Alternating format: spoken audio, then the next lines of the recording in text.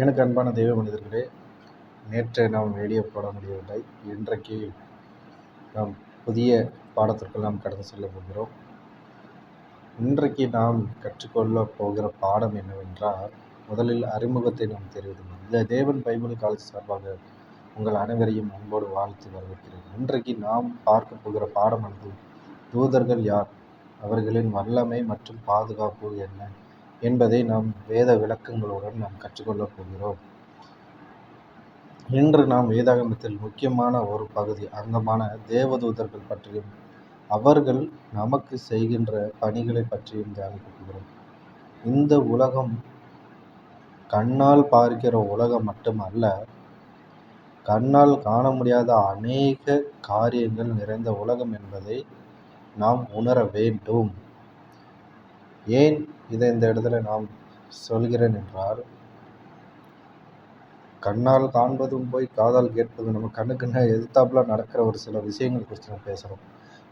யாராவது ஒருத்தர் தவறு செஞ்சுட்டாங்கன்னாலும், யார் தவறு செஞ்சாங்கன்னு கண்டுபிடிக்கிறதுக்கு முன்னாடி நம்ம அந்த இடத்துல ஒரு விஷயத்தை நம்ம பதிவிடுவோம். கண்ணால் காண்பதும் போய் காதால் கேட்பதும் போய் தீர விசாரிப்பதே மெயின்னு நம்மளால் பார்த்த விஷயங்களுக்கே ஒரு தீர்ப்பு சொல்கிறதுக்கு இவ்வளோ காரியங்கள் இருக்கும்போது, கண்ணால் காண முடியாத ஒரு உலகத்தை நம்ம எப்படி நம்புகிறோம், ஏன் நம்பணுங்கிற ஒரு கேள்வி நமக்கு வரும். நமக்கு முன்பாக வேதாகம் இருக்கும். நமக்காக உலகத்தில் வந்த இயேசுவின் உலக பிரகாரமான அடையாளங்கள் நிறைய இருக்குது. அப்படி இருக்க இந்த தேவ தூதர்களை குறித்தும் நாம் முக்கியமாக தெரிந்து கொள்ள வேண்டும். ஏன் என்றால், தேவன் மூலியமாக அநேக காரியங்களை அவர்கள் இங்கே செய்கிறார்கள். மனிதர்களுக்கு ஆண்டவர் தான் மனிதனோடு கூட இருக்கிறார் என்பதை நம் வேதத்தில் ஆரம்பம் முதல் முடிவு வரை நாம் பார்த்தாலும், இடையில் இந்த தேவதூதர்களின் பணி என்ன, யார் இந்த தேவதூதர்கள் என்பதை நாம் தியானிப்போம். முதலாவது நாம் ஒரு சிறிய காரியத்தை பார்த்து விட்டு அதுக்கப்புறம் இதுக்குள்ளே கடந்து செல்வோம். தேவன் இந்த ரட்சிக்கப்பட்ட ஜனங்களுக்கு வரங்கள் இருக்கிறதா என்பதை நாம் ஒரு சில வேத வசனங்களை கொண்டு நாம் ஆராய போகிறோம். அந்த வரங்கள் இருந்தால் அதை எப்படி பகுத்தறியும் முறையை கொடுத்து நாம் தியானிக்கிறோம். 1 கொரிந்தியர் 14ஆம் அதிகாரம் 29ஆம் வசனம் 32ஆம் வசனங்களில் அடிப்படையில் ஆவிக்குரிய வரங்களை சபையில் எப்படி பயன்படுத்த வேண்டும், தீர்க்க தரிசனங்களை எப்படி பகுத்தறிய வேண்டும் என்பதை நாம் உணர்ந்து கொள்ள வேண்டும். அதாவது நம்முடைய சபைக்குள்ளே நாம் போதிக்கிற அந்த வசனங்கள் கூட ஆவியானவர் நமக்கு கற்றுக் கொடுப்பார். நான் நிறைய தடவை என்னுடைய வாழ்க்கையிலே நான் அதை பார்த்திருக்கிறேன். எது உண்மை எது பொய்ங்கிற அளவுக்கு நம்முடைய ஆவியின் பலத்தினாலே நம்மளாலே கண்டுபிடிக்க முடியும். தேவன் நமக்கு உதவி செய்வார். வேத வசனங்களின் முடிச்சுகளை அவர் நமக்கு விலக்கி கொடுக்க தான் அவர் மறைத்து வைத்திருக்கிறார் என்பதை இந்த வசனத்தின் மூலம் நாம் தெரிந்து கொள்ள முடிகிறது. இந்த தீர்க்க தரிசனங்களை குறித்தும் நாம் ஒரு சில இடங்களில் நாம் பார்க்கிறோம். அதை எப்படி பகுத்தறிய வேண்டும் இந்த காலத்தில் என்பதையும் இந்த வேத வசனம் நமக்கு கற்றுக் கொடுக்கிறது. அடுத்தது ஐக்கியத்தின் முக்கியத்துவம். ஒரு சபையில் எவ்வளவான ஐக்கியம் நமக்கு தேவைப்படுகிறது. 1 கொரிந்தியர் 1ஆம் அதிகாரம் 10, 11ஆம் வசனங்களை முதன்மை வைத்து சபையில் பிளவு இல்லாமல் ஒரே சிந்தனையோடு இருப்பதுதான்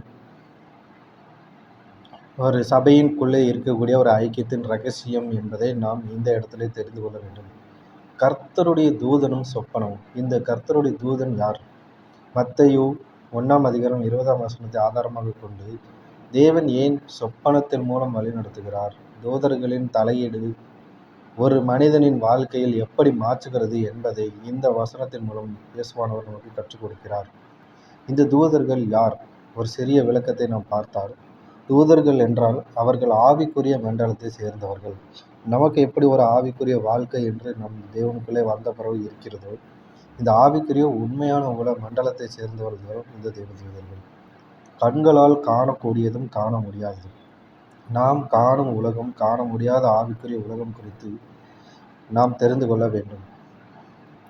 நம்ம கையில் இருக்கிற பைபிளை குறித்தும் நாம் இப்போ இருக்கிற இந்த உலகத்தை குறித்தும் நாம் வேறு பார்க்கும்போது நமக்கே ஒரு சில காரியங்கள் புரியும்.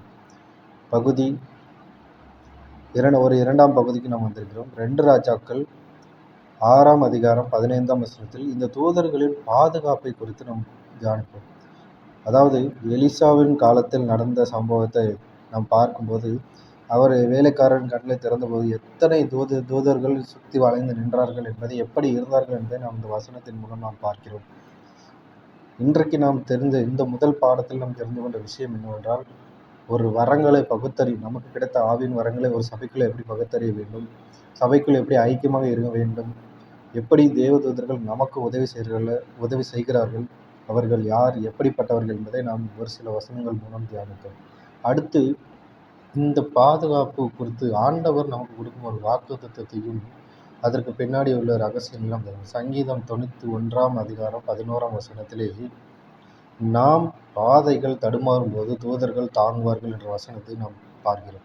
இதிலே ஏன் இப்படி சொல்லப்பட்டிருக்கிறது என்றால், நாம் வழி தவறி போன ஆடுகளைப் போல இருக்கும் பொழுது ஆண்டவர் ஒரு சில நேரம் தம்முடைய தூதர்களை கொண்டு நம்மை பாதுகாப்பார் என்பதை இந்த வசனம் நமக்கு தெளிவுபடுத்துகிறது. எபிரேயர் 1 அதிகாரம் 14 வசனத்தில் ஊழியக்காரர்கள், அதாவது தேவதூதர்கள் எப்படிப்பட்டவர்களாம், ஒரு ஊழியக்காரர்களை கூட பணிவிடை செய்ய அனுப்பப்பட்ட ஆவிகள் என்பதை நாம் ஆழமாக பேச முடியும், ஆழமாக நாம் இன்னும் கற்றுக் கொடுக்க முடியும். நாம் வருகிற காலங்களில் இதை பற்றி நாம் அதிகமாக தியானிப்போம். இந்த வெளிப்படுத்துதல் விசேஷம் 5 அதிகாரம் 11 வசனத்திலே தூதர்களின் எண்ணிக்கை, அதாவது தேவன் படைத்த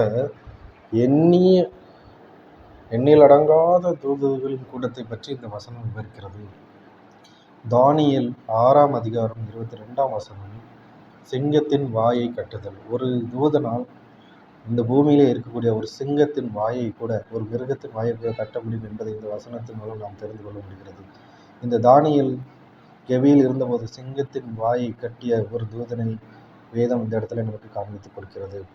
அப்போஸ்தலர் 5 அதிகாரம் இந்த விடுதலையாக்கும் தூதர்களை நாம் குறித்து பார்க்கிறோம். அங்கே தேவதூதர்கள் சிறைவாசிகளை விடுவித்த வரலாறை நாம் பார்க்கிறோம்.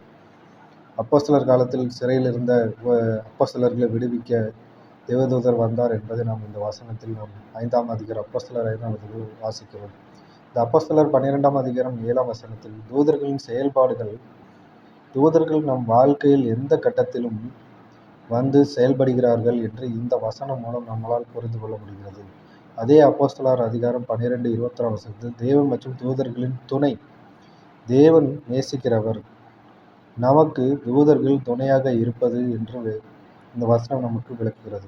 தேவன் நம்மை நேசிக்கிறார், தேவ தூதர்கள் நமக்கு துணையாக இருக்கிறார்கள் என்பதை இந்த அப்போஸ்தலர் 12:21 வசனம் நமக்கு விளக்கி கொடுக்கிறது. தேவதூதர்கள் பாருங்க எப்படிப்பட்டவர்களாக இருக்காங்க. ஒரு பாதுகாப்பு வாக்குத்தத்தத்துக்கு தேவனுக்கு கட்டுப்பட்டவர்களாக இருக்காங்க. ஒரு ஊழியர்கள் பணிவிடை செய்கிறவர்களாக இருக்காங்க.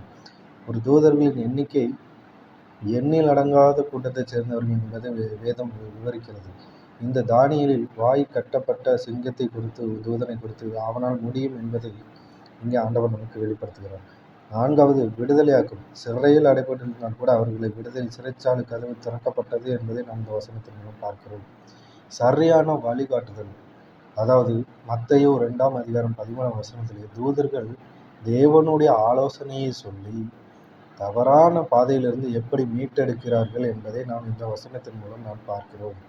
இந்த ஏசாயா 37 அதிகாரம் 36 வசனத்திலே தூதர்கள் பெரிய சேனைகளை கூட அழிக்கும் வல்லமையை கொண்டவர்கள் என்பதை நாம் இங்கே பார்க்க முடிகிறது. அதாவது தூதர்களின் வல்லமை எப்படிப்பட்டதாக இருக்கிறதாம், பெரிய சேனையை கூட அழிக்கும் வல்லமையாக இருக்கிறது. பிரசன்னங்களின் அணுகுமுறை, பிரசன்னங்களில் வரும்போது நாம் தேவனிடம் வாதாடக்கூடாது, அவருடைய சித்தத்தை எப்படி ஏற்றுக்கொள்வது என்று நாம் பார்க்க வேண்டும். சில பேர் பிரச்சனை வரும்போது பயங்கரமாக தேவனிடத்தில் நாம் வாதாடுவோம். அந்த வாதாடுதல் கூடவே கூடாது. என்ன பிரச்சனைகள் வந்தாலும் நாம் அவருடைய சித்தத்தை எப்படி ஏற்றுக்கொள்வது என்பதை நாம் இந்த வசனத்தின் மூலம் நாம் தெரிந்து கொள்ள வேண்டும். இந்த வெளிப்படுத்துதல் 22 அதிகாரம் 8 வசனம் 9 வசனம் ஒரு எச்சரிக்கையை கொண்டு வருகிறது. அதாவது தூதர்களை நாம் வணங்கக்கூடாது என்பதை இந்த வசனத்தின் மூலம் நாம் உறுதியாக சொல்லுகிறேன். வசனமும் நமக்கு கற்றுக் கொடுக்கிறது. நானும் உங்களுக்கு ஒரு எச்சரிப்பின் சத்தமாக இதை நான் உங்களுக்கு இந்த இடத்துல பதிவிடுகிறேன். தூதர்களை நாம் இந்த காலத்தில் எக்காலத்தில் நாம் வணங்கக்கூடாது என்பதை இந்த வசனம் நமக்கு தெரிவிக்கிறது. இந்த தூதர்களுக்கு கட்டளை இடுதல்.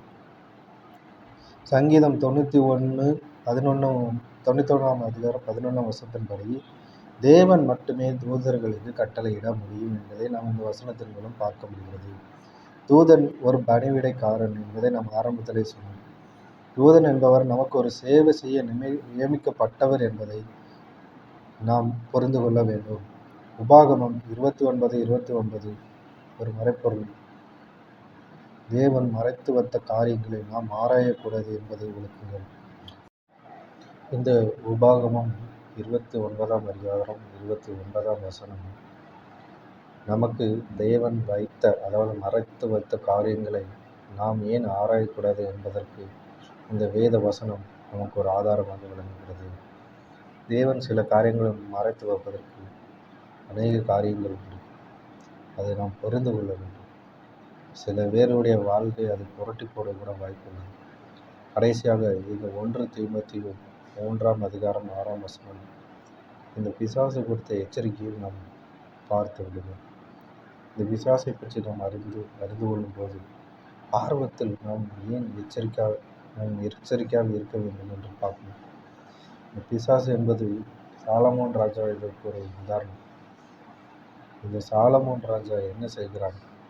ஆரம்பத்தில் தேவனுடைய மனிதனாக இருந்தவன் கடைசியில் விழுந்து போவதை நாம் பார்க்கிறோம். அவன் வழி தப்பி போகும்போது கூட ஆண்டவர் 2 முறையோ 3 முறையோ அவனை திருப்ப செய்கிறார். ஆனால் அவன் திரும்பாமல் கடைசியில் என்ன ஆனான் என்பதை நமக்கு அந்த சாலமோன் ராஜா மூலம் நாம் தெரிந்து கொள்ள வேண்டும். இந்த தேவன் வெளிப்படுத்தாத காரியங்கள், அதாவது தேவன் ஏன் பிசாசை பற்றி அதிகமாக வெளிப்படுத்துவதை இல்லை, வேதத்தில் இல்லை என்பதை நாம் பார்ப்பதற்கு முன்பு சில காரியங்களை நாம் தெரிந்து கொள்ள வேண்டும். தேவன் நமக்கு எதை கொடுக்க சித்தமாக இருக்கிறாரோ அதுதான் நமக்கு கிடைக்கும். அதனால் நம் வருகிற காலங்களில் படிப்போம். ஆனால் ரொம்ப அளவுக்கு அதிகமாக நாம் போகும்போது நம்முடைய சிந்தனைகளை நம் மனதையும் சாத்தான் மாற்றக்கூடியவனாக இருக்கிறான்.